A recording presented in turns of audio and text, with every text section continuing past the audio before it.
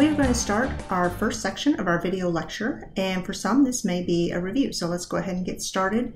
The notes, the guided lecture sheet is in OneNote. These are screenshots, and you just off to the side just need to add any extra comments or big note to yourself so you don't forget any high points from the text. So let's start. So what is biochemistry? And just bio means living. And so we're looking at just the chemistry of living organisms. And I put this little diagram down here because you think, well, if I study biochemistry, I'm kind of limited on what I can do. But actually, if you're interested in law, you can do patent law, you can do commerce. There's a lot of things you can do by just understanding biochemistry besides health. So an atom, this may be review. You will need to know the symbol, the charge, and the location. So electrons has a negative charge, and we find that in the energy cloud or orbits, so either term would be fine.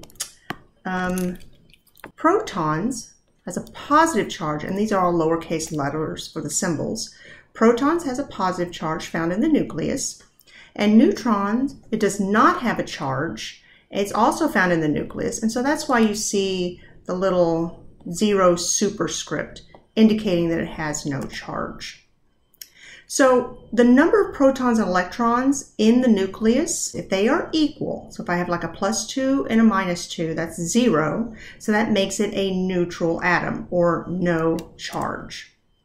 So the periodic table, there's only a few elements that you need to know the atomic mass and the atomic number for, and from that information we can calculate protons, electrons, the neutrons in it, which you'll also be asked to do.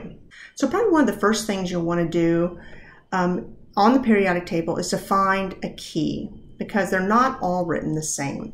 So in this example, the atomic number just happens to be on top of the symbol, and the atomic mass is on the bottom. And in this example, you'll see that it's off to the side for sodium, right there, okay? So let's figure out, how can I find the mass number, neutrons, electrons, protons, atomic number? So the mass number, you can look at the periodic table, or sometimes they will give you oxygen -18, or they might just write the symbol, and in which case the 18 is the mass number. And then from that I can do the calculations. Now one very, very, very important thing is that this protons and atomic number never ever changes. It's the identity of the element or the atoms. So it's like your fingerprints or your DNA. That will never change. But mass number, neutrons, those numbers can change. And we'll talk about isotopes in just a moment. So to find the mass number, it is the protons plus the neutrons. So the protons and neutrons are in the nucleus, which we had in our previous slide. So the mass is the nucleus of the element, or the atoms that make up the element. If I'm looking for the neutrons, I will take the mass number and subtract the protons. Remember, the protons can never change. Okay? So if I take 23 minus 11, I'll get 12 for my neutrons, which I have 12 right here in the center. So you can pause that if you want to take a look at this diagram a little closer. An element is only made of one kind of atom. There's no other elements mixed in. That gets into a compound or a molecule. So it's very pure. Okay. Now isotopes, I mentioned that just a moment ago.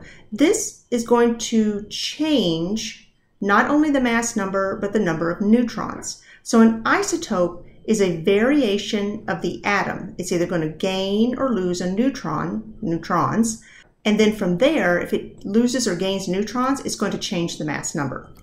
So the first one for carbon, you'll notice that there are 6 protons and 6 neutrons. Okay, 12 is the atomic mass you find on the periodic table. Isotopes of carbon, and they do not list these on the periodic table. So you notice carbon 13, carbon 14, they always put the mass for your isotopes. They might have written it with the symbol. And you probably heard of carbon-14 before. It's radioactive dating of different fossils. You might want to know that, by the way. Notice one thing on the protons. They are all the same for all three, for the two isotopes in the element found on the periodic table. The neutrons, they've changed. Get rid of this. And I already said before that the atomic number and the protons will stay the same. And just reiterating the different neutrons changing the mass number. A compound is made of two or more different kinds of atoms. And there's a key word in here I probably should have added, chemically. That's a big one to making it a compound. When we look at water, that's a little different. By definition, water is a compound because it's made of two or more different kinds of atoms. However, when we get to molecule, anything that occurs naturally in nature is a molecule, still combining two or more different atoms. So you hear water molecule. So you can take a look at that. There's table salt, there's methane. You'll see methane in your textbook.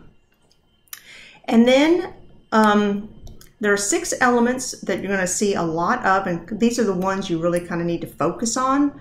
So 95 to 98%, it depends on which textbook you pick up. I've seen it 97, 96, so I'm putting a range here. But these are the 6 common elements found in all living things. And we're really going to focus on macromolecules. That's why I start off the year with biochemistry, and we'll see this throughout the entire year. The 6 elements are carbon, hydrogen, oxygen, nitrogen, phosphorus, and sulfur. And I love mnemonic devices. So N CHOPS, you don't have to use this, you can come up with your own. So N nitrogen, C carbon, H hydrogen, O oxygen, P phosphorus, be careful with that one. S, I have a lot of people that put sodium. The chemical symbol for sodium is Na, okay? So sulfur, okay?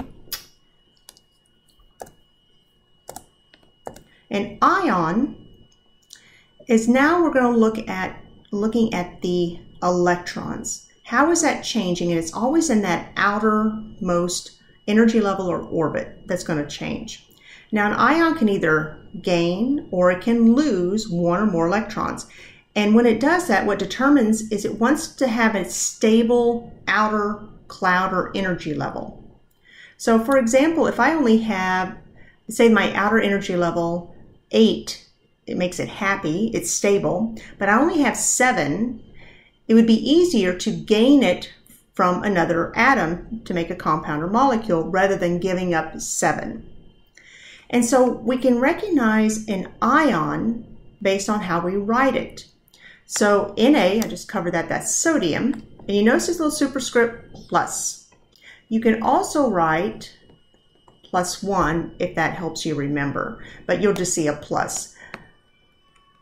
So that indicates it has a +1 charge, meaning there are 11 protons. Remember, that does not change. What has changed are the number of electrons. So that would be +11 and -10 gives me a +1. Okay?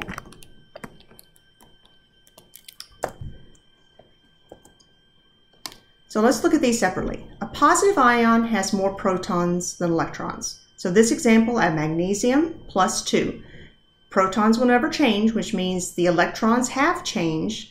Instead of having 12 electrons to make it a neutral atom, I only have 10. So now it's an ion. A negative ion, there are more electrons than protons. So for chlorine, 17 is the protons, never change. To be a neutral atom, it would have to have 17 electrons, but this one has 18, which means that it has 1 more electron. Chemical bonds.